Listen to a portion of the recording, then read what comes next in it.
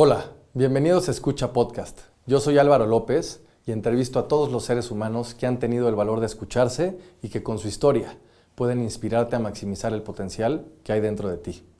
Si quieres ver el podcast, puedes encontrarlo en YouTube como escucha-mx o bien seguir escuchándolo en Spotify. Para más información sobre escucha, visita nuestro sitio web en www.escuchamx.com. Hoy entrevisté a Daniel Cerda, un emprendedor que ha sabido construir desde cero en una de las industrias más competidas, el Experiential Marketing. Hablamos de su empresa SciTrack, de cómo elegir a los socios correctos, de levantar un proyecto desde la nada y convertirlo en un referente. Conversamos sobre su pasión por la música, sobre el Festival Vaivén, sobre la atención al detalle y el compromiso de hacer las cosas bien. Daniel compartió cómo ha aprendido a reconocer que muchas cosas no dependen de uno mismo y cómo la confianza en un buen equipo es clave para avanzar. Nos contó sobre la perseverancia necesaria para abrirse paso a paso y poco a poco, sobre no quitar nunca el dedo del renglón y sobre la importancia de crear experiencias verdaderamente extraordinarias. Esta es una historia de visión, paciencia y ejecución impecable. Si quieres saber más sobre sus proyectos, puedes seguirlo en Instagram como @cerda_daniel o en @scitrack.mx y @scitrack.la. Y yo creo que hay una balanza triple. Es la espiritualidad, lo profesional y lo personal. Si estas tres las tienes bien alineadas, check. Si una está desalineada, realmente está muy cabrón poder alinear las demás y medio sopesar ahí los pesos. Este podcast es presentado por OTV. En OTV Productions se especializan en transformar ideas en videos corporativos, publicitarios y comerciales de alta calidad. Su enfoque está en crear estrategias audiovisuales que capturen la verdadera esencia de cada empresa. Y lo mejor de todo, están tan seguros de la calidad de su trabajo que garantizan al 100% la satisfacción del cliente. Si el video no resulta ser como lo imaginaste, te devuelven tu dinero sin preguntas ni trucos. Si necesitas cualquier contenido audiovisual para tu empresa, contáctalos en www.otv.com.mx. Este podcast es presentado por Público. Público es una compañía mexicana con 7 años en el mercado que se dedica a operar y desarrollar espacios de trabajo en la Ciudad de México. Si estás interesado en tener las mejores oficinas para tu equipo en términos de espacio, diseño y tecnología, visita publi.co.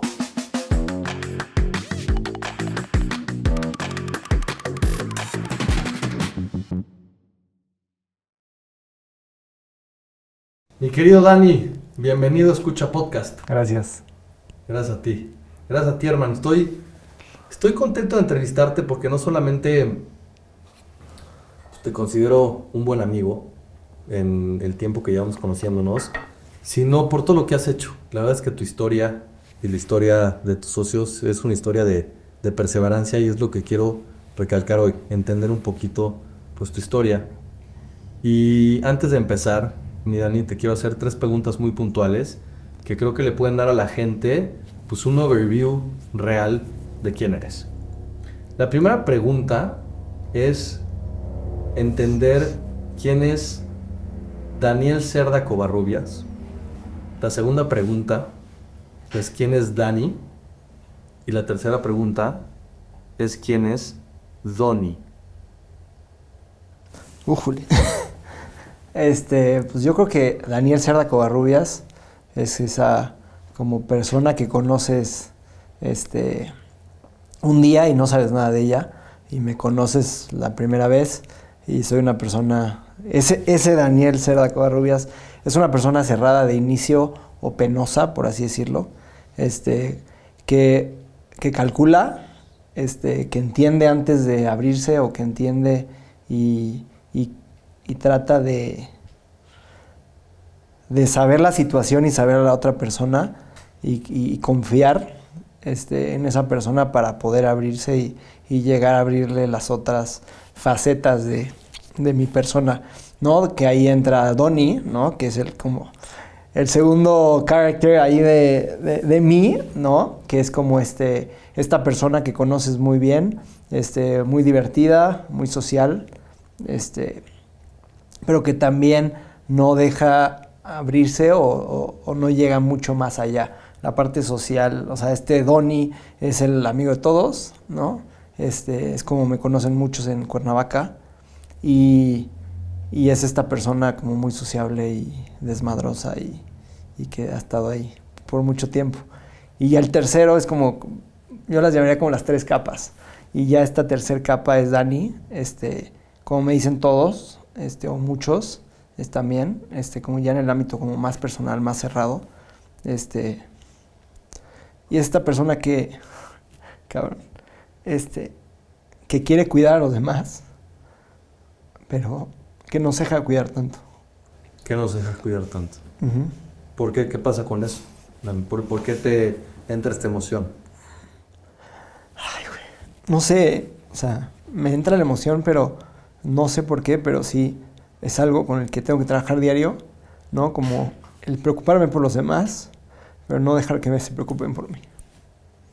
No sé, pero está raro, la verdad. O sea, no sé qué me da este sentimiento. Las personas te definen, Dani, como una persona que observa y que escucha mucho, pero que cuando estás observando, a lo mejor en silencio, estás sintiendo con los 5 sentidos. Es decir, estás calculando todo lo que pasa a tu alrededor. ¿Qué pasa con esto? ¿Por qué tu approach de a lo mejor estar en una conversación se disuelve en todos estos sentidos para entender lo que está pasando en ese momento? Pues creo que es bien importante para mí poder entender a la persona, al contexto, para poder como actuar, ¿no? O sea, digo, sin ser alguien diferente o sin ser lo que realmente soy yo, pero sí creo que soy muy observador y creo que tengo como mucho ese feeling o sentido de poder entender lo que está pasando en un cuarto, con darme un pasito para atrás. Es algo de lo que, o sea, me encanta y me encanta tener esa sensibilidad para poder saber con quién y cómo poder llegar a realmente generar una conexión. Hay personas que me hago para atrás, no entiendo la situación o no me interesa realmente entender la situación, por más, no sé si es una situación muy banal, no me llena realmente y no me hace conectar, realmente sigo atrás y ahí me quedo y podría no generar esa relación a largo plazo, ¿no? Pero creo que cuando me hago para atrás y entiendo y creo que va mucho más allá esa relación, ahí es donde me clavo y genero como relaciones más poderosas a largo plazo. ¿Esto lo haces de manera consciente o ya viene en tu ADN? Súper inconsciente. Súper inconsciente. Sí. O sea, sí creo que cuando me pongo a pensar en ello, o como tú me preguntaste ahorita, pues claro que me voy hacia atrás y sí soy esa persona. Soy esa persona que llega, una persona nueva me saluda, puedo llegar a ser muy penoso, pero es más que penoso, es más para observar, etcétera, pero lo hago inconscientemente. Y ya después ya me abro y ya, o sea, como que ya trueno esa capita como de pensamiento, porque no es crítica, realmente. El otro día platicaba con Alicia Palacios y decía que justamente lo que primero sientes o lo primero que te llega a la mente, que parecería que te llega a la mente, tiene que ver con un tema de intuición. Y me decía que si realmente nosotros entregáramos esta intuición, no nos equivocaríamos. Te quiero preguntar, en esto que creo que es muy similar por la parte como lo cuentas, ¿cuál es el mayor hallazgo que has tenido que por esta ser tu personalidad te ha permitido tomar una buena decisión? Pues yo creo que, la intuición es impresionante, ¿no?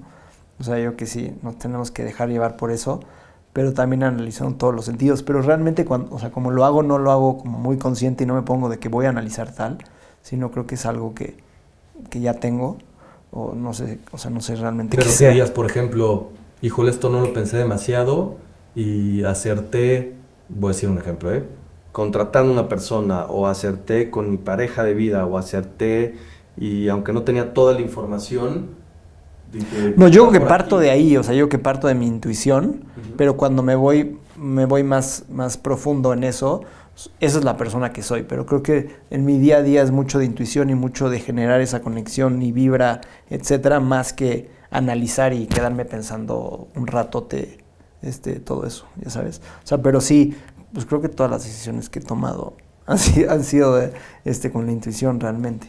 O sea, porque nunca me voy atrás de que a ver qué pensé, qué analicé, etcétera. O sea, realmente las tomo en ese momento y y va por ahí. Y normalmente han salido. Pues algunas buenas y algunas malas, pero pues todas son importantes porque pues esos son los que me hizo estar aquí contigo platicando. Hablemos un poco de tu infancia entonces para ver desde dónde te fuiste construyendo. Eres de Cuernavaca y eres el menor Sí. de tu familia, eres el hermano chico. ¿Qué papel juega ser el hermano chico en una familia? ¿O qué papel jugó? Pues es el consentido, el divertido y el que todos se hacen cargo de, realmente.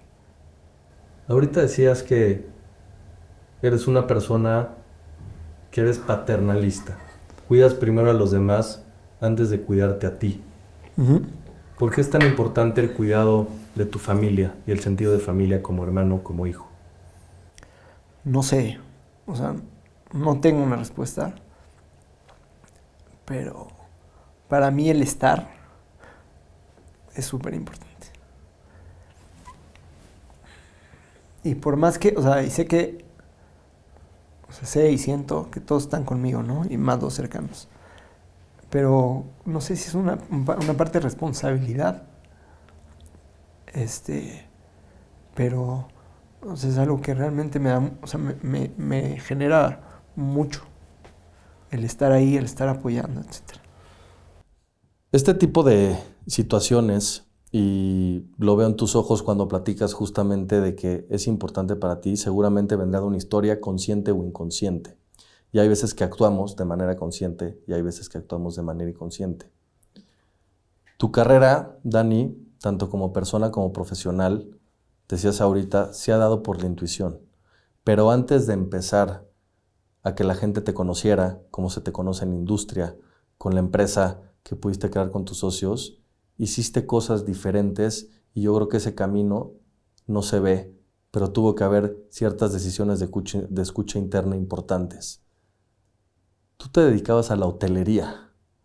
O sea, estudié administración de hoteles y restaurantes. Correcto. Y tuviste un internship con Hyatt, si no mal recuerdo.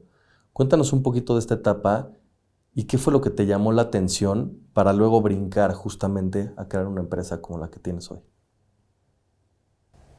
Pues realmente fue como la industria familiar, como que siempre se fue hacia restaurantes y todo eso en Cuernavaca. Desde muy chiquito, mi papá y mi tío como que me metieron mucho a esa industria.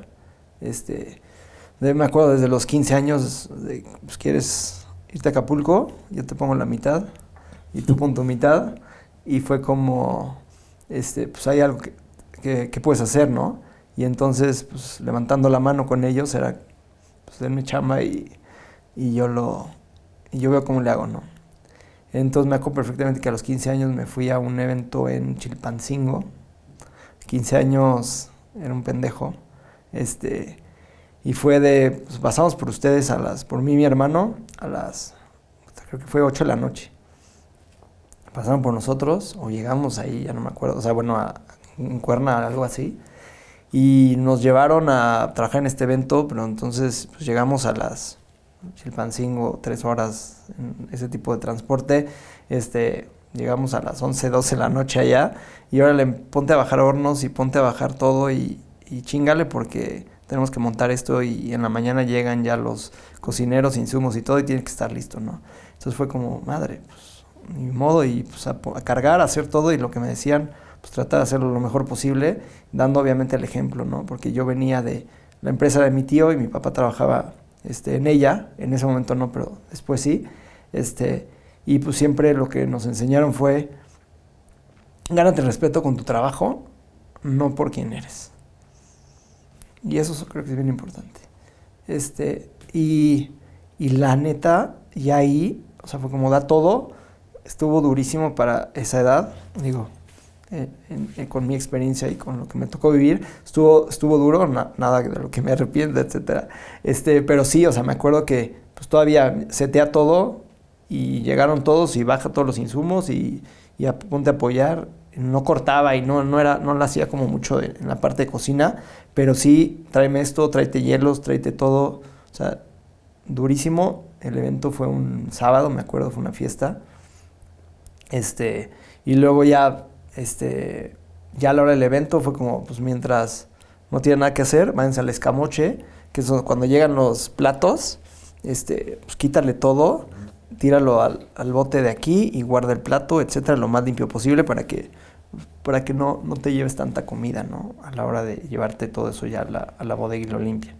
Y pues era como al principio, ya sabes, agarraba otro platito y lo quitaba sí, todo. ya al final. Ajá, todo con cuidado, etcétera, y al final era con la mano y le daba con todo, ¿no?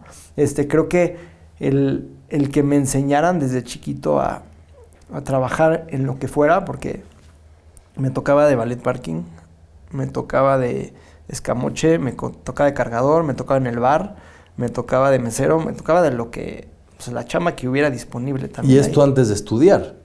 Ah, no, pues eso hablo de los 15 de los 15 a los 17, 18. 20, ajá. Lo que decías ahorita, el valor del trabajo.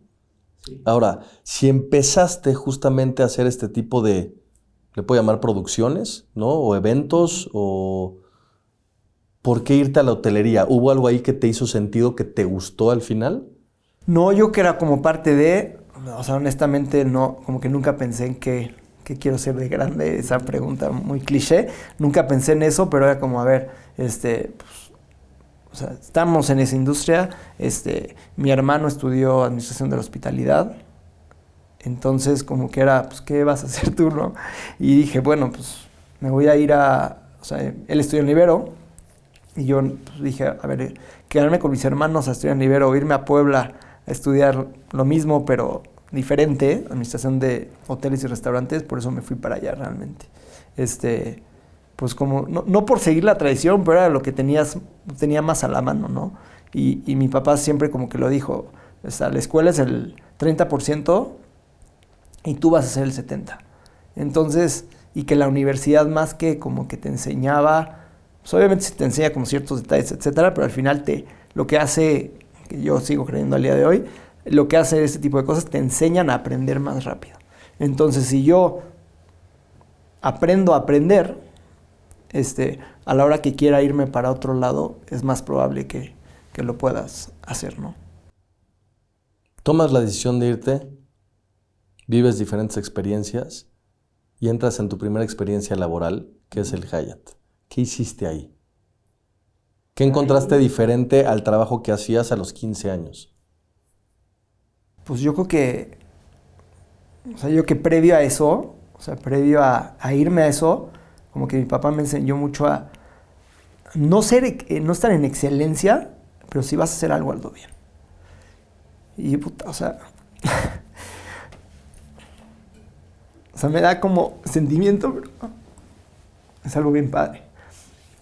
O sea, me acuerdo de unos Exceles que en una hoja como que mi papá me decía, es que me da más risa también. Tiene que medir 2.5 y yo, cabrón, estos son píxeles, güey, no son centímetros. No, pues me vale madre.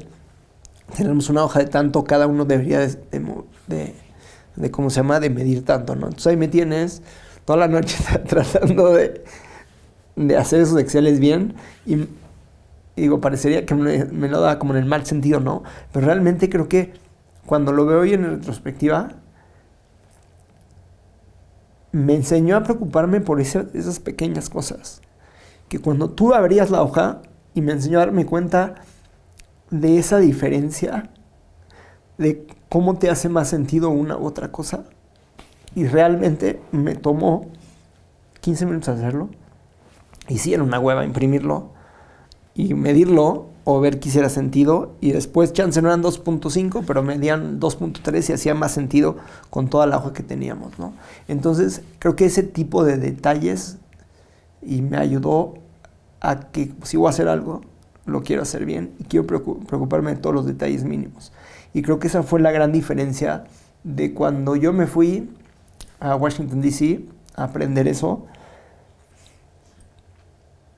Creo que la gran diferencia fue con los que yo estaba allá, de uno, o sea, yo como que ahora lo veo como uno en querer hacer las cosas muy bien, 2, dejar el desmadre atrás y enfocarme en esta parte laboral, y 3, empezar a ver cómo hace las cosas el de arriba y cómo lo piensa el de arriba para que cuando yo las haga no me cuestione el de arriba, sino yo darle la solución a esta persona. Entonces, así creo que fue una manera como mucho más fácil de poder crecer profesionalmente.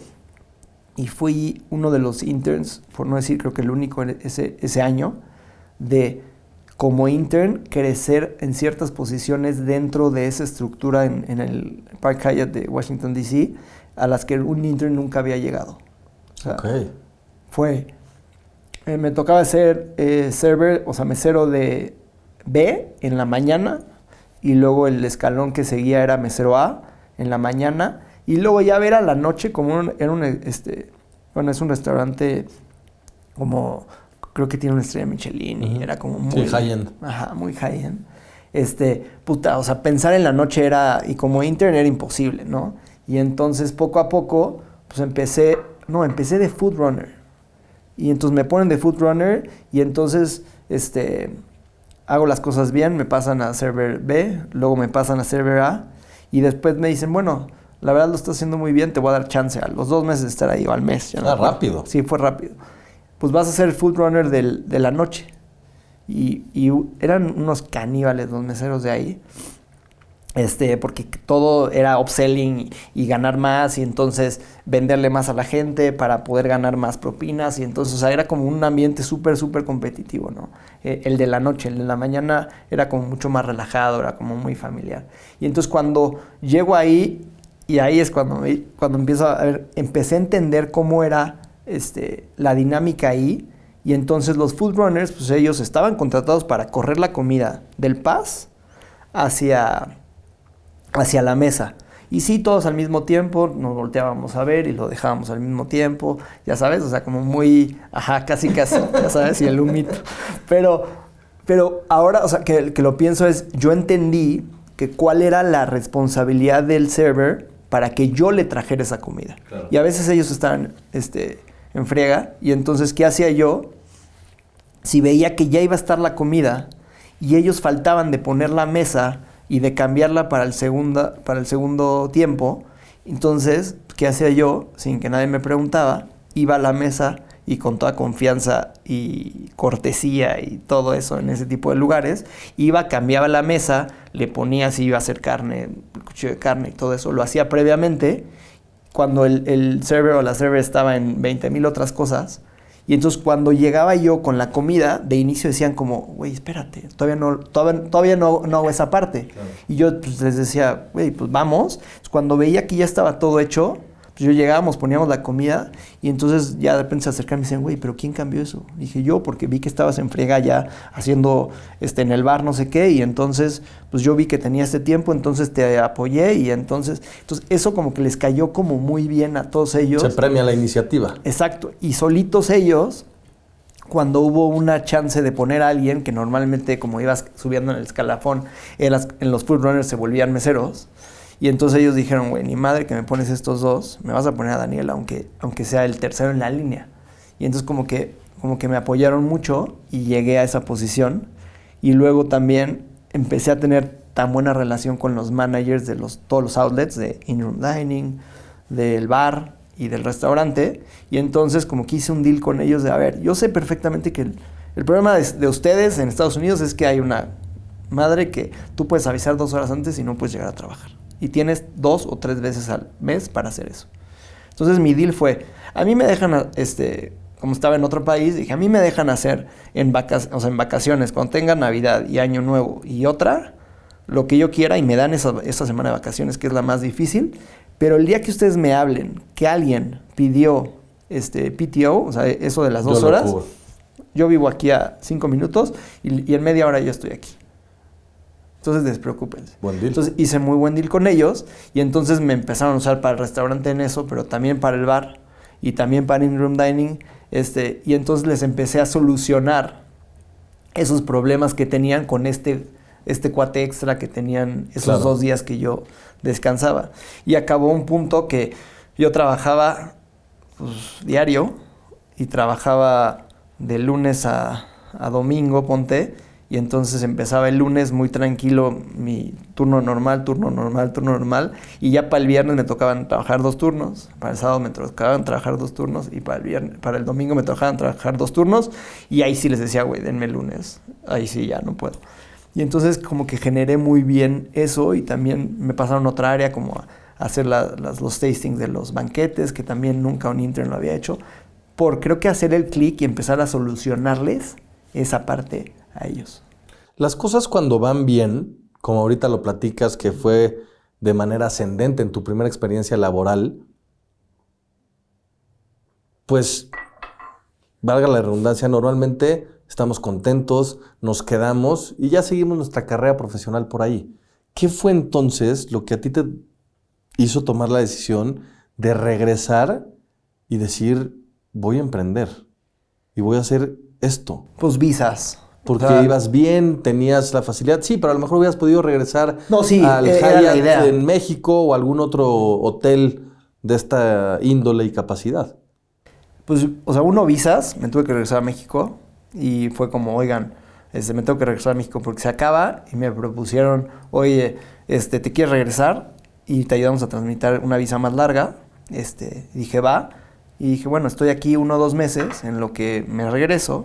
Y entonces, fui a estando en casa de un amigo, un muy, muy buen amigo, que luego se volvió mi socio, me dice su mamá, oye, ¿por qué no me ayudas a organizar mis 50 años ya que estás en esto, no? Y vienes de esto y todo esto, pues, ¿cómo me ayudas? No sé qué. Y dije, pues la verdad no tengo idea, pero no es algo que no pueda hacer. Y es algo que... Te aventaste al ruedo. Va. Entonces me acuerdo perfecto que hicimos sus 50 años sin experiencia. Y la gente ahí mismo empezaron a pedir tarjetas, ¿no? Yo así de, güey, yo ya me voy, güey. O sea, yo ya no, o sea, a mí en 1 mes y medio ya no me ves aquí. Te voy a poner, perdón, un paréntesis porque me pasó lo mismo con eso. Cuando no tienes experiencia, uno de mis amigos me pidió que lo casara. Entonces, pues lo casé, ¿no? Hice una ceremonia, ¿no? Y de pronto al final de la ceremonia se acercan conmigo y, oye, qué padre, ¿cuántos años llevas dedicándote a esto? Y yo, no, yo no caso gente, pero muchas gracias. Que fue un poco lo que te pasó, te avientas. Ajá. Y de pronto te sale bien, y yo les llamo como accidentes afortunados. Y como en ese momento tenía como esa pasión por el servir y esta parte que me habían enseñado estos cuates de ese restaurante de detalle, de no puedes agarrar los vasos con la mano y todo tiene que ser con charola, y las tazas tal, y los vasos se agarran de la parte de abajo porque esta parte de abajo para ti es del servicio y parte para arriba es del cliente. O sea, que ese tipo de detallitos me los enseñaron. Entonces, pues, obviamente en ese evento traía a todos jodidos, claro. Y traía a todos así en regla. Tú en plan banquetero ya. Ajá, y yo oye, pero por favor no hagas esto y esto. A ver, oye, te están hablando allá. Porque allá te enseñaban hasta, si alguien está comiendo y está con la cabeza abajo platicando con la gente, no lo estés jodiendo. El momento que alguien levanta la cabeza a más de ciertos ángulos, sí, es lo que está buscando, está buscando algo, y ahí es donde tienes que entrar tú. Y aparte, tienes que ir a servirles agua cuando ves que baja, nada más para poderte acercar de una buena manera para ver cómo está la mesa. Entonces, como que empecé a ver todo eso en el evento y, pues, oye, güey, ¿qué tarjeta? Y eso, le digo, no, es que yo no me dedico a esto, yo lo hice con todo cariño. Sí, claro. Por una módica cantidad, ¿no es cierto? No, lo peor es que no, creo que no, o sea, ni sé.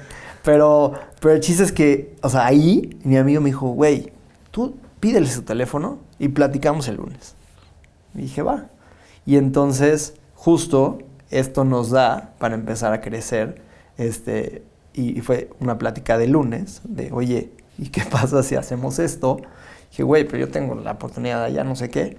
Es que le hablé a mi jefe de allá y le dije, oye, me está saliendo esta oportunidad, me das 6 meses para cagarla, y si no, me regreso. Me dijo, eso lo decides tú. De nuevo, intuición. O sea, tenías algo seguro allá, viendo, contento, te sale esto, plática de lunes, ¿y qué sigue? Pues échate unos logos en chinga y ¿cómo se llama? Y dale con todo para poder, Porque el logo no te lo hacía como ahorita la inteligencia artificial. No, ahí contrate a unas chavas y saca una empresa y luego hace ve a la notaría y todo el tema ahí, como ¿Y empezaste como organizador? Más bien como decir? Eventos sociales, eventos privados. Empezamos más ahí. Y ya, pues obviamente era como empezamos en chiquito, en cenitas, por aquí, ya sabes, o sea, como mucho más chiquito. Y poco a poco esas personas fueron confiando y nos empezaron a dar cosas más grandes. ¿Cómo brincas entonces cuando ya decides crear una empresa que se dedica no solo al mundo del entretenimiento, pero hoy conocido como el experiential marketing? Pues realmente antes, o sea, en ese momento eran productoras de eventos, no eran agencias. Y entonces o sea, realmente ahí, con este socio que te digo, hubo 2 que 3 discusiones. Esa persona, pues, un gran amigo al día de hoy, decide emprender en otro negocio y darle su foco al otro negocio. Y entonces, pues al final yo me quedo de este lado. Llegamos a un acuerdo, hay una separación y yo viviendo con uno de mis socios actuales, que es Alex, fue como, ¿cómo podemos hacerle para cada quien hacer lo suyo, yo no volverme loco y que cada quien haga lo que a cada quien le gusta? Algún día llegué a ir, creo que a ese departamento. Sí. Probablemente a una fiesta por ahí, pero Alex... Ahí empezó todo. Alex vendía libros o algo tenía que ver editorial. Si Alex sale de Michael Page, ¿Sí? entra al mundo editorial y en el mundo no, sale de Michael Page porque ya estaba muy cansado de los horarios y todo, que ya te la sabes. Ajá. Sale de eso y platicando eso como que ya teníamos una plática de qué hacemos y qué podemos hacer.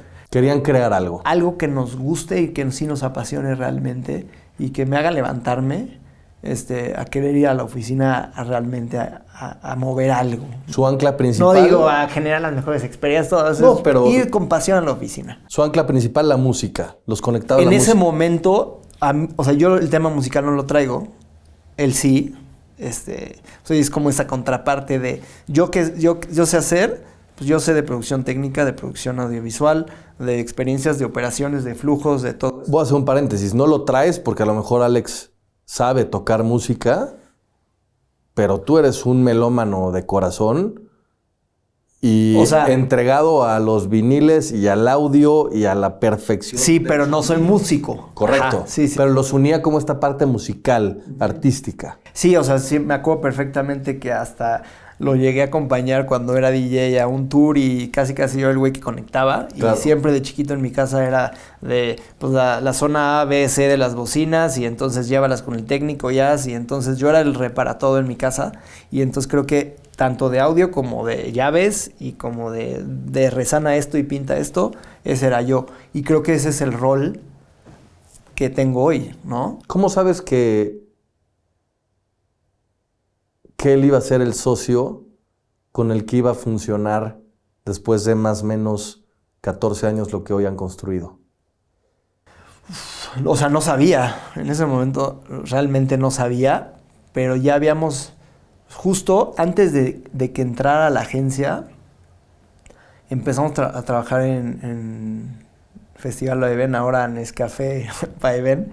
Pero justo empezamos a trabajar en ello y la verdad, como que cada quien se fue a su lado, naturalmente. Él se fue más a la parte de mercadotecnia, de booking, contabilidad, etcétera. Y yo me fui más a la parte operativa, producción técnica y site y todo esto. Y él, o sea, como que naturalmente cada quien se fue a sus responsabilidades del día de hoy. Antes de Sidetrack. Realmente creamos Sidetrack, pero pues obviamente nadie lo conocía. Con Sidetrack sale la idea de Vaivén. Creamos Vaivén, pero Sidetrack siendo conciertos de 300 personas, 200 personas. Mucha gente lo quisiera hacer. Sí, bueno, en ese momento para nosotros era todo, ¿no? Claro. Y digo, es algo súper valioso al día de hoy. Tenemos ese primer flyer en la oficina y es algo, un parteaguas para mi vida. Con muchos aprendizajes, obviamente. ¿Cuál fue el primer concierto que hicieron? ¿Te acuerdas? Satin Jackets en el downtown del centro, en el Hotel Downtown de Condesa. Buen venue. Sí, la verdad estuvo muy cool, pero llovió durísimo, tuvimos ahí unos temas ahí de aguas y la. Al final fue un gran concierto, la gente estaba feliz, y entonces, pues como que naturalmente cada quien se fue a lo que cada quien, Claro. y no quiso, sino pues era su pasión, ¿no?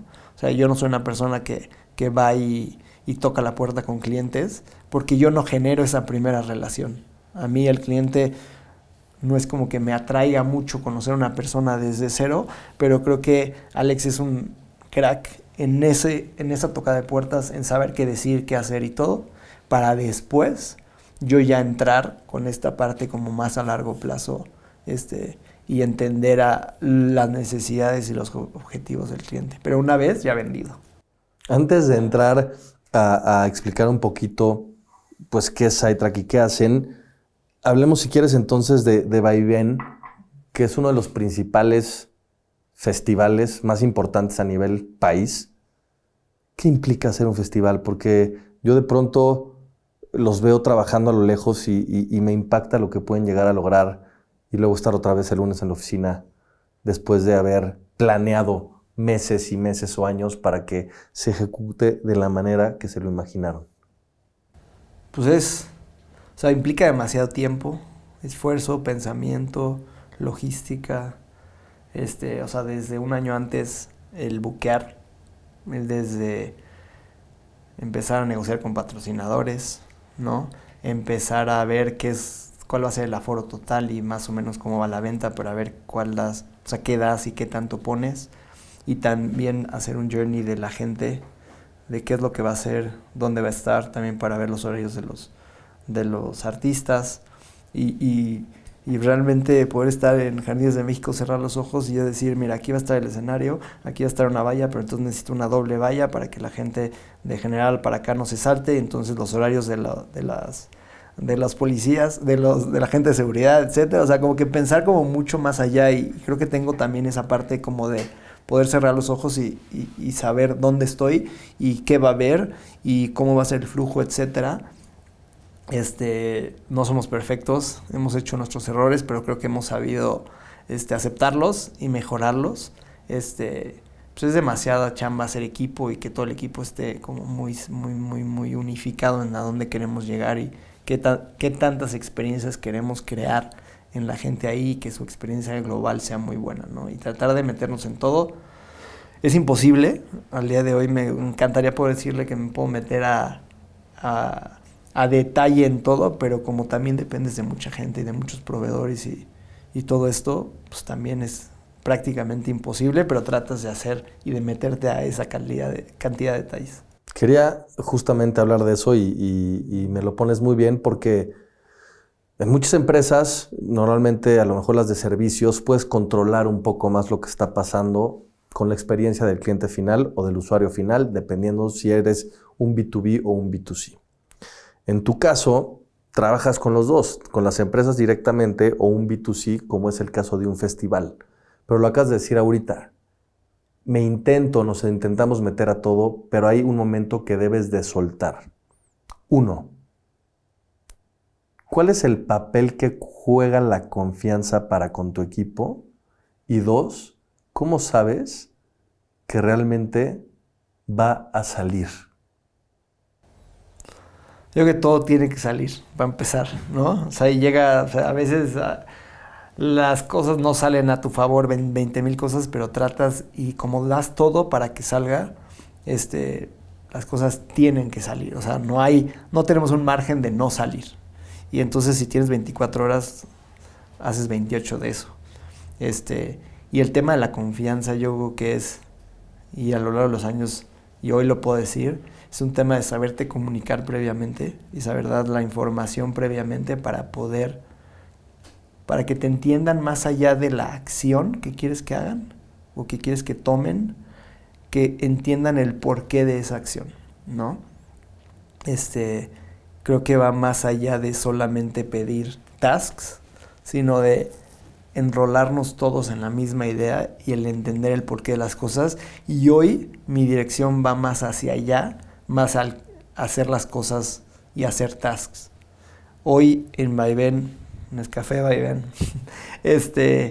hoy en día trato de explicar más el contexto y el porqué de las cosas más que pedirles tasks.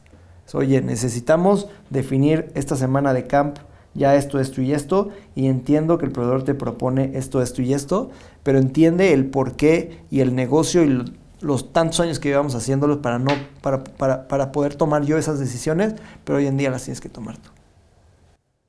¿Cómo entonces, en momentos de mucho estrés, donde el aire del acordeón se empieza a cerrar, así decía un profesor mío de la universidad, que pues ya no hay aire y ya la gente está vuelta loca y tienes el agua aquí y tienes que salir y tal, y la gente está cansada, la gente está fundida, tú estás con muchos temas en la cabeza? ¿Cómo mantienes a un equipo motivado?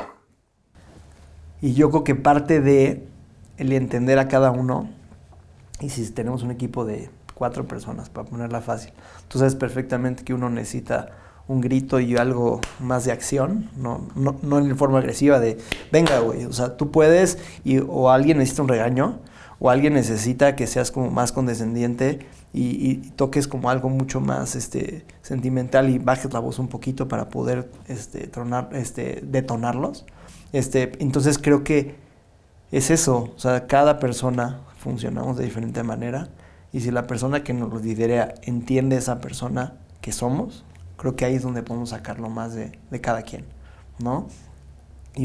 Hay alguien que yo sé perfectamente que si en el estrés del evento yo levanto la voz o digo las cosas muy serias, podría agarrar sus cosas e irse.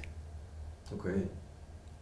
Hay muchas personas así en el mundo, pero sé perfectamente si medio le doy la razón, pero trato de enrolarla en lo que estamos viviendo y me meto y me pongo de lado y apoyo y realmente siente eso de ese lado, ahí va a estar sacando lo mejor de sí.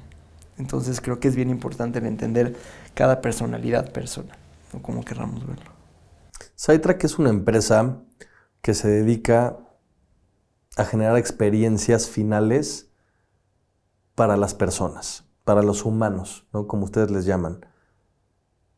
Quiero entender y que nos platiques un poco más qué es el experiential marketing, porque hoy es una industria competida, es una industria muy cerrada y tienes que tener ciertos atributos como agencia para que esto suceda, y hoy ustedes están en el top de la gama de estas agencias. Gracias. ¿Qué es el experiential marketing? O sea, como el nombre lo dice, el marketing experiencial, que quiere decir más es el contacto directo con el cliente. Y puede ser un cliente o puede ser un tema interno, ¿no? Un evento interno de alguna empresa, para darles para enseñarles o decirles a dónde va el año, o puede ser al cliente final tipo un concierto, pero también puede ser al cliente final tipo enseñarles ciertos productos y tener y enseñar lo que hace esa empresa y cómo enrolarlos para generar conexiones realmente. O sea, una experiencia inmersiva en donde ellos están en contacto con el producto. Puede ser un lanzamiento o un reforzamiento o una activación o un pop-up. Pero está ese contacto y esa experiencia, más que inmersiva, porque luego la gente inmersiva lo siente como más como audiovisual, que haya audio envolvente, sí, y todo esto. O sea, es el contacto de la marca directo con una persona. Con el usuario final. En una experiencia. Tú ves un billboard allá afuera y realmente lo puedes leer, puedes hacer buen contacto, etcétera, pero realmente uno no es medible, ¿no? Porque es de millones de personas. Es una especulación de si volteó el que va en el coche. Exacto. O no por el tráfico. De esta manera, o sea, y una tontería como si el de seguridad o el del valet parking en un evento te saluda bien y genera una buena experiencia, pues te puede cambiar a ti tu día y puedes llegar a ese evento mucho más abierto para consumirle a ese cliente. Y vete desde ahí. Si el mesero que te trató en ese cóctel previo a ese lanzamiento, si alguna pendejada te hizo, tu noción hacia la empresa cambia, y ya después ya es cómo hacerle que ya lo tengas ahí bien y de buenas, y cómo le vas a vender o cómo vas a hacer, más que la venta directa ahí, cómo vas a hacer clic con la marca realmente. Entiendo entonces que es un engranaje casi perfecto para que todo vaya siendo positivo para la persona final. Cuéntanos ¿Cuál ha sido, no digo tu proyecto estrella, porque muchas veces cuando piensas en eso podemos pensar en facturación, sino el proyecto que te ha dado más orgullo ejecutar, que digas, lo logramos? O el más divertido, o el que haya generado un impacto real en ti. Decir, empezó en una idea loquísima y lo pudimos concretar a esto. Yo creo que en la pandemia, ¿no? O sea, en la pandemia el hacer experiential desde casa fue algo que nunca habíamos pensado en nada. Y fue un proyecto que se hizo fueron 5 países. O sea, Chile, Colombia, México, Argentina y uno se me fue por ahí, pero y era cómo realizabas el evento anual de esta marca con tanto influencers, pero también el cliente directo que compra esos ads, como así, o sea, varios entities de gente como bolas, que no todos son el mismo, y cómo los impactas de una buena manera desde su sillón y con algo que no teníamos ni idea cómo hacer, que es programación y todo esto, y el cómo generar ese impacto desde su sillón, el mismo impacto que tuvieran ya yendo al evento, porque pues, en el evento haces cosas padres, puedes hacer happenings, puedes hacer como cosas muy detalladas en tema de display o en tema de experiencias inmersivas, en tema de show, o sea, al final tienes a la gente ya ahí, o sea, dependes de la persona. Yo estoy en una pantalla y suena un pajarito y yo me voy a ir a ver al pajarito, o me voy a ver que eso no está bonito y entonces lo voy a ir a arreglar. Entonces, pues, tenemos tantas distracciones, en el evento los tenemos ahí. Y creo que ese evento fue como que el evento que pudimos decir, güey, salvamos la pandemia y salvamos a la empresa de la pandemia. Fue ¿Qué hicieron en el evento? O sea, ¿cuál fue? O sea, fue la primera vez que adentro de un iPhone o un dispositivo o tu computadora donde lo vieras, podías tú seleccionar el camino que quisieras ir en ese evento, y 6 meses después salió una plataforma que lo hacía. ¿Como ¿no? estas fiestas virtuales Pues era que tenías más tu avatar, algo por ahí? No, porque aquí nada más era tú seleccionar. Vamos a pensar que estaba ahí un influencer famoso, dándoles primero, bueno, bienvenidos, pues, primero, ¿qué quieren que hagamos? ¿Comemos palomitas, gomitas o chilitos? Y entonces desde ahí podía seleccionar, vamos a empezar por palomitas. Entonces, pues para empezar a grabar a este influencer y que enrolarlo en esta idea de, claro, oye, vas a grabar 20 veces, porque tienes que acabar con las mismas manos, y de repente con las mismas manos vas a agarrar esto, pero tienes que regresarte las mismas manos y luego agarrar el de en medio. Y entonces se podía abrir en un acordeón de 20,000 ideas, opciones, y cada quien se iba hacia donde quisiera. Y después obviamente ya venían no las palomitas, pero ya los temas interesantes de, oye, pues tú, ¿qué quieres comprar? No, pues este tipo de ads, este tipo de plataforma, este tipo de todo. Y entonces ya te iban hablando los key people de esa empresa para poder hacerlo. Y entonces, o sea, fueron como 4 meses de desarrollo, y fue como, acabó, me acuerdo, como 4 de la tarde, fue como un decompress. Pero pues mientras tanto es, pues, cómo aprendes de mailings y cómo aprendes de demasiadas cosas, ¿no? En el sentido digital. Y creo que en el sentido,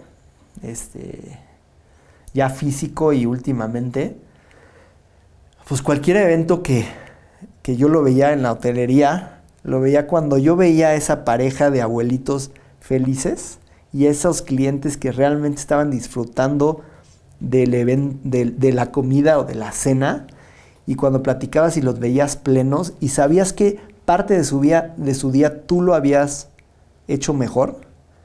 Si yo lo traslado a mi día de hoy, cuando veo un cliente que está disfrutando, y cuando veo a un cliente o un asistente final y los van entrando a una plenaria y los saludas como que muy amable, y porque sabes que tú estás tranquilo porque estás haciendo un buen trabajo y todo está bajo control, y sabes que el cliente está bajo control porque tú le estás resolviendo todos sus objetivos y problemas que tenía en el brief, eso para mí es como lo más gratificante. Cuando veo un cliente tranquilo, cuando veo una persona del asistente final del evento feliz y tranquilo, o sea, a mí eso es como, wow, o sea, yo puedo estar tranquilo realmente.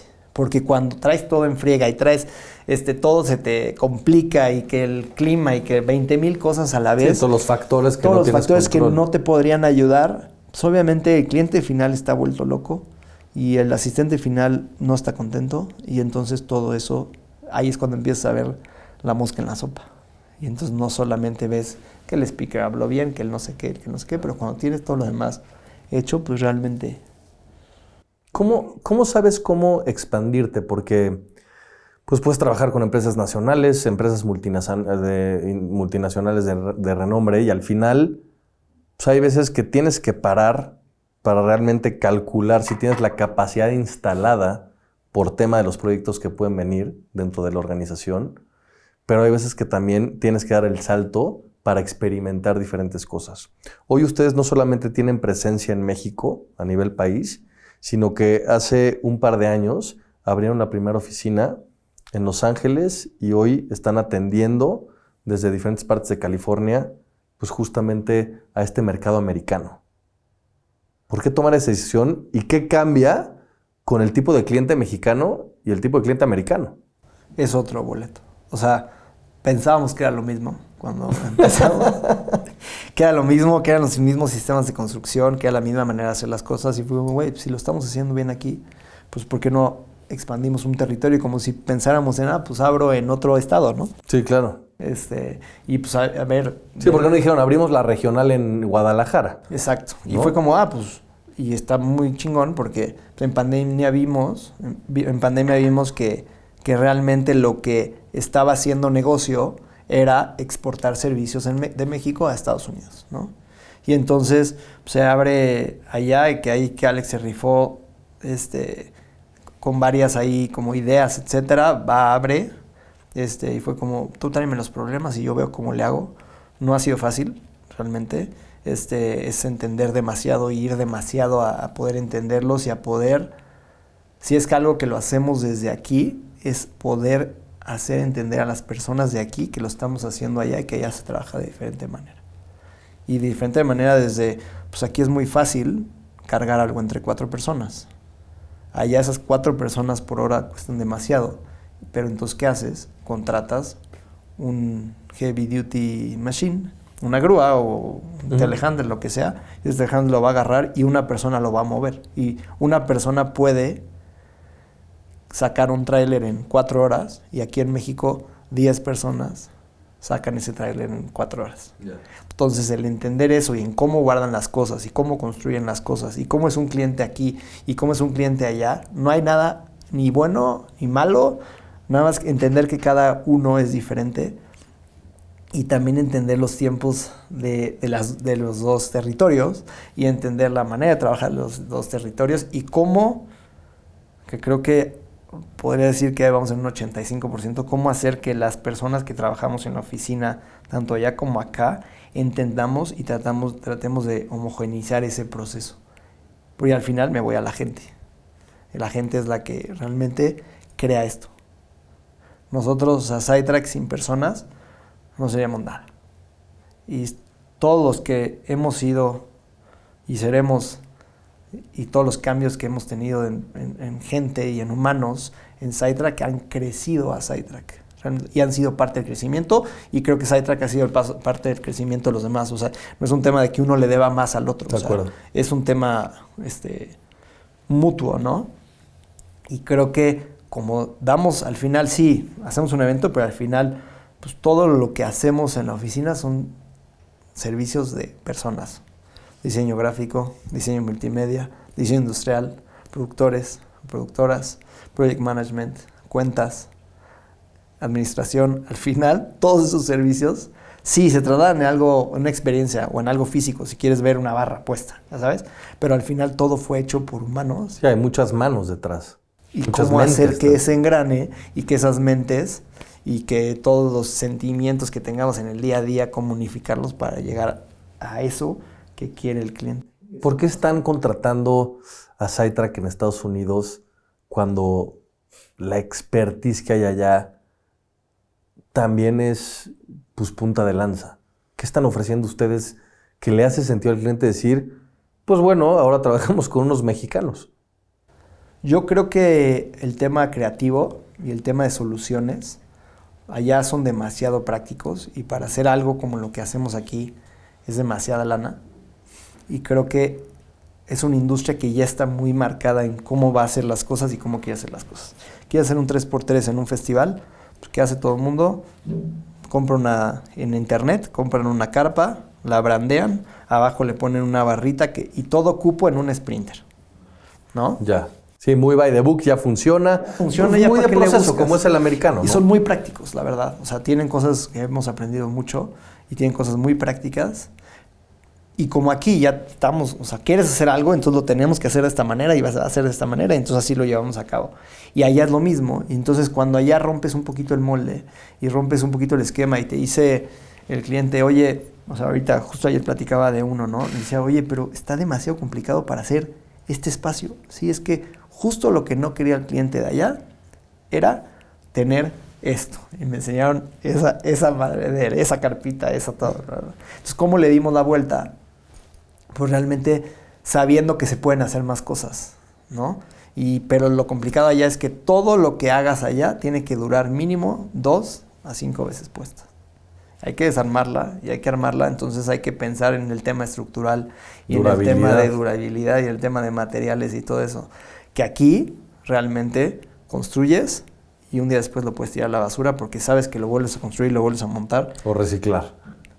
Entonces, realmente el reto es allá así. Y entonces, el nosotros adaptarnos a eso, pero también el ver que estamos dando propuestas mucho más pensadas. Y la verdad, el tema de solución, de producción, de cómo llevan las cuentas también Project Management y cómo hacen la parte creativo a nivel global. Hablo de todos los que involucran la parte creativa, no solo los creativos en específico. Es una solución nueva para allá o que te costaría demasiado dinero hacerla, haciéndola directo ahí. Dani, tu chamba se escucha intensa, divertida sin duda, pero también que puede generar mucho estrés y sobre todo que puede quitar horas, no quitar horas, pero demandar horas es la palabra, horas día. Y tú no solamente te dedicas a ser el cofundador, cabeza de operaciones en México, director general, etcétera, sino que también tienes una vida y eres esposo y eres papá. ¿Cómo comulgan estos dos mundos para tú tener estos espacios y no estar inmerso en este tipo de trabajo? Yo creo que lo ideal es, pues cada quien está contratado para ciertas tasks, ¿no? Y ciertas responsabilidades. Y si cada elemento hace su trabajo, a todos en su momento nos va a dejar disfrutar de la vida. Y creo que es un balance, ¿no? O sea, y yo creo que hay una balanza triple. Es la espiritualidad, lo profesional y lo personal. Si una de esas tres está... Y espiritualidad, llamémosle paz interna, Dios, lo que cada quien le funcione en esta. Si estas tres las tienes bien alineadas, check. Si una está desalineada, realmente está muy cabrón poder alinear las demás y medio sopesar ahí los pesos. Entonces yo creo que para que todos podamos tener esa balanza en ceros, nos tenemos que apoyar de toda una línea de trabajo en tema de equipos, ¿no? Entonces, si el brief viene bien de cuentas y pasa y nos dan desde clientes, y el brief viene bien y vienen los budgets y presupuestos establecidos y luego pasa eso hacia un buen brief interno y después hay una buena bajada de creativo en conjunto con producción y producción da soluciones y resuelve y entiende lo que está pensando creativo para poder llevarlo a paso, ya después todas las áreas que es industrial, gráfico, multimedia, todo puede funcionar. Pero eso es un cachito del proceso y después ya viene todo un proceso ya de cuando ganas el proyecto y hay que ejecutarlo, ¿no? Entonces sí creo que cada quien hace no lo que le toca, pero las responsabilidades las cumple, más allá de expectations, ahí es cuando todos podemos disfrutar y tener esa parte personal viva. Porque no solo la mía, es de... Sí, claro, es de toda la oficina. O sea, yo te podría decir, pues sí, me vale madre, yo me voy a tomar los fines de semana y pues ya lo que pase, si ese evento del fin me vale, ¿no? Pero realmente creo que lo importante es si ese gráfico tuvo la información necesaria y el brand book completo, claro, a tiempo va a poder disfrutar de esas horas que le quedan del día para ver la parte personal. Y así todos. Entonces yo me veo como uno más y yo veo que si todos hacemos para lo que estamos contratados, todos podemos disfrutarlo. Es difícil, ¿no? Porque muchas veces te llevas a la casa más chamba y más un García que a las 2 de la mañana te manda un mail porque realmente está más que preocupado, ocupado en esto, y entonces entre nosotros dos tener esa apertura de darle más y más tiempo y dar más de nuestras horas laborales personales. Yo me acuerdo que en mi luna de miel fue a África y pues yo trabajaba mi esposa se dormía a las 8 o 9 de la noche y yo de 9 de la noche a 3 de la mañana estaba trabajando, y luego pues a las 6 de la mañana abre los ojos y estate de buenas porque pues no vas a madrear una luna de miel por estar cansado, ¿no? Claro. Entonces, pues ahora la de esposo, ¿no? Y madreado y estresado y todo eso, y pasar los mejores momentos posibles, y eso lo llevo a mi vida diaria con mi hija también, y con ella, pues del tiempo que les dé y el tiempo que tenga, llevarlo lo mejor posible. Háblanos de estos momentos claves para ti, porque eres un apasionado del café.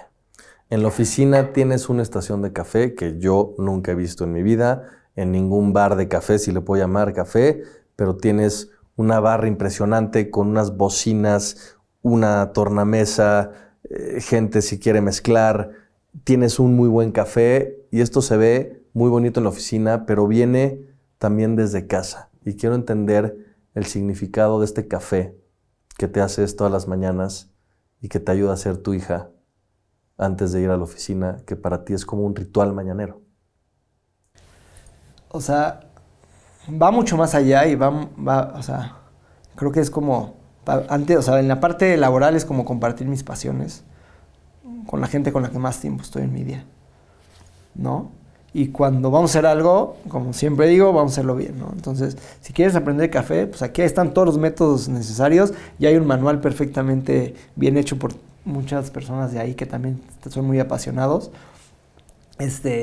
Y el poder compartir algo con la gente con la que más pasas es para mí lo más bonito, ¿no? Y en la parte personal, el poderle pasar esa pasión a mi hija, que no ha ni probado el café, pero te ayuda a hacerlo. Pero me ayuda a hacerlo y mis mañanas, sábados y domingos me levanto, me voy a la sala con ella, me ayuda a prepararme mi café, y entonces el enseñarle qué hace cada cosita y que si distribuye, que si hace no sé qué, y poderle platicar un poquito del café que me hacía mi abuela, ¿no? En su momento, y poderle pasar esto, que se acuerde de algo y dejarle esa huella de interés, pasión, tanto del café como a lo que ella quiera hacer y a lo que ella le quiera gustar, pero que vea esta pasión en algo y poder hacer un café, disfrutarlo con ella, poner música en la sala, ¿no? Y hasta la negociación que hacemos de una canción tuya, una mía, y darle ese tiempo de calidad y de interés y de generar esa conexión con una persona como mi hija, es lo mejor que ella me puede dar. O sea, y no lo veía, pero viéndolo del café con mi abuelo, viéndolo la música con mi papá, que en su momento no lo disfrutaba de la misma manera que él la disfrutaba, pero me dejó ese chip ahí. Y me dejó el chip de el sábado y domingo. Prender esa música y seleccionar las canciones. Depende del mood, depende de lo que estés escuchando en ese momento.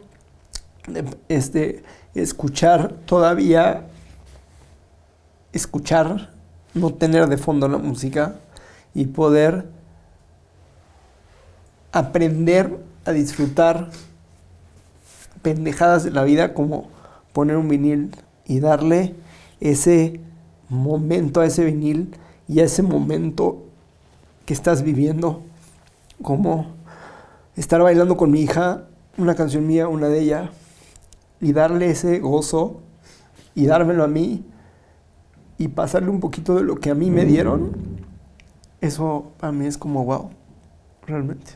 Y eso, aparte de a mi hija, poder pasárselo a la gente que más quiero, como a mi esposa, que ya poco a poco se mete más en el tema de la música y de poder escuchar y en poder valorar eso y hacerlo como una tradición familiar, o no sé si es tradición o momentos, etcétera, y después eso llevarlo a la oficina y poder compartir esto con todos los que más estoy todo el día, porque estoy más con ellos que con mi familia. Claro.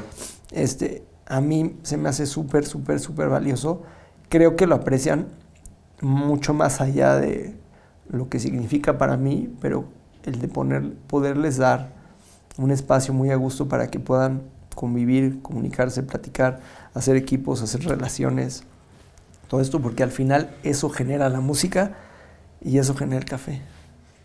Y lo que dices, ¿no? Al final, pues esta experiencia que nos contabas de tu luna de miel, de tener una persona que confía en ti ciego, ¿no? Como tu esposa, de decir, ten tu espacio, ¿no? Aquí estamos en familia y yo también, junto contigo, nos contenemos en nuestras historias personales, en nuestras historias profesionales y en lo que han construido y quieren seguir construyendo, que eso para mí, pues qué te digo, no tiene muchísimo valor. Yo creo que la persona que te selecciona y seleccionas para vivir el resto de la vida, que es la idea, ¿no? O sea, en este mundo, más allá de un matrimonio, creo que es algo que te puede destruir o te puede levantar, ¿no? Es la persona con la que te habla al oído y la que tú le hablas al oído. Entonces, creo que si haces un buen equipo y no te dejas enrolar en lo malo y entiendes cómo darle la vuelta en lo bueno y cómo te apoye en el día a día, es la diferencia entre llegar a una oficina motivado o desmotivado, porque si estuve hasta la madre de mi trabajo, que muchas veces es de fin de semana, no pude ir a la boda de mi cuñada y mi cuñado por estar en vaivén. Si otra persona no te aceptara eso, uno se hubiera acabado yendo a esa boda, ¿no? Claro. Y no sé qué hubiera pasado acá. Porque al final pues, es una gran responsabilidad legal, operativa y todo lo que trabajaste en un año para llevarlo a cabo y tienes que tomar decisiones fáciles o muy difíciles, depende de lo que pase. Y si no tuviera ese apoyo, uno, no sería la persona que soy en lo personal. Y dos, en lo laboral, o ya me hubiera divorciado. O sea... No tendría mucho sentido el uno del otro. O ya me hubiera divorciado, porque no hubiera aguantado este paso. Y más que nada, en vez de aguantar, apoya. Y entonces no hubiera llegado hasta donde estoy hoy, si no hubiera sido por ella. Y si no hubiera sido por su apoyo, por su entendimiento, por su todo, o sea. Entonces creo que el hacer equipo con alguien tan chingón como ella es lo que tenemos al día de hoy, o sea, pero como familia. Mi Dani, dentro de todo lo que nos has platicado, y gracias por abrirte de esta manera, porque muchas veces Soy muy no es llorón. fácil. Y sí, pero son cosas muy íntimas y hay veces que queremos o no compartirlos porque también son escuchas internas y termómetros de lo que nos van dictando hacia dónde ir o hacia dónde creemos que debemos ir. Nosotros vamos desarrollando superpoderes. Y a mí me gustaría saber si tú hoy tienes claro cuál es tu superpoder y cómo este superpoder impacta al mundo que te rodea. Pues yo creo que y partimos al inicio de esto, ¿no? Que es como esa persona que tiene esa sensibilidad para entender lo que está pasando el otro, lo necesita el otro. Cada vez en una oficina se vuelve más complicado porque cada vez somos más. Afortunadamente se vuelve más complicado el salir y empezar a tener este termómetro con todos y empezar a ver qué, o sea, porque yo te podría decir que mínimo del 80% de la oficina al día de hoy te puedo decir qué le mueve y si yo les diera algo, sabría qué darles. Desde una cena con alguien especial, un viaje, a veces la parte económica, a veces la parte de tiempo. O sea, yo sé a cada quien qué motivación tiene, qué lo mueve o la mueve, y lo mismo de mi familia. Creo que tengo muy bien el termómetro de saber cuando alguien necesita algo. Y no que necesiten de mí, sino saber por algo que están pasando para en ese momento echar una llamada, para en ese momento me echar un café. Y así estar muy presentes en la vida de los que me rodean, con esa sensibilidad. Mi Dani, por último y para empezar a cerrar, dentro de Escucha tenemos una dinámica en la cual le pedimos a nuestros invitados que en esta flecha nos platiquen un poco sobre su miedo más grande, sobre algo que te estorbe, que ya no estés a gusto con esto y que quieras romper, para que después, evidentemente, si te animas, pues podamos romper esta flecha o puedas romper esta flecha con la parte más vulnerable de tu cuerpo, que es la garganta. ¿Qué miedo sería este del que te quieres deshacer? ¿O qué creencia limitante que no te está permitiendo avanzar a la velocidad que tú quisieras te quieres deshacer? ¿O qué concepto traes? O sea, podría, ahorita hasta te puedo dar varios. Me encanta. Podría pensar en una derrota, o sea, personal fuerte, ¿no? En tema laboral, esa sería como grande, muy grande. Derrota entendiendo de no tener un proyecto de... Sí, o sea, pensando en lo peor, ¿no? Esa derrota, esa es una. Y dos, el el defraudar a alguien realmente, ¿no? De los que realmente quiero y de los que realmente convivo en mi día a día. ¿Lo puedes apuntar, por favor? Con una palabra, con un concepto, con algo que realmente te acuerdes, porque pues la vamos a intencionar y lo que vamos a lograr en esta dinámica es que rompas con ese patrón y que entremos profundo.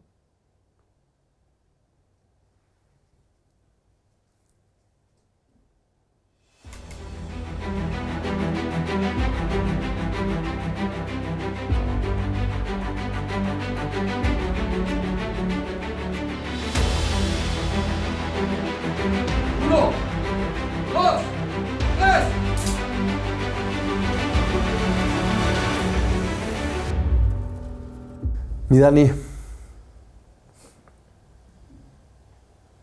ha sido increíble platicar contigo y entender quién está detrás de la persona en la operación de un concierto, en la estrategia de una empresa, detrás de la figura de un esposo, de un padre, porque pues me queda claro y me identifico mucho que la estructura de valores que tú tienes para con lo que haces es lo más importante para ti. Y si algo sé de primera mano es que si vas a hacer las cosas, las vas a hacer bien. Este nivel de detalle, de precisión, de cercanía, creo que te define como ser humano y me enorgullece muchísimo poderte seguir de cerca en muchas de las cosas que hemos hecho y que estoy seguro seguiremos haciendo y compartiendo como las que ya sabemos tú y yo. Hermano querido, este es tu espacio para lo que quieras siempre y es un honor tenerte en escucha porque lo que siempre digo, ¿no? Esto se queda grabado y no sabemos el impacto que puede generar en una persona que lo necesita o mejor aún, a mí me gusta pensar en mi hijo que pues a lo mejor me verá cuando yo ya no esté y si esto sigue en alguna red y le pica play, pues podrá ver cómo su papá tenía un approach para con las personas y esto igualmente te lo digo a ti, entonces gracias de corazón, hermano. Gracias a ti, o sea, digo, no solo aquí, sino en la vida es padrísimo poder platicar contigo, el ver otro punto de vista humano y como muy, muy cercano, y la verdad, no hay mucho que decir, pero todo que decir. Gracias, mi Dani.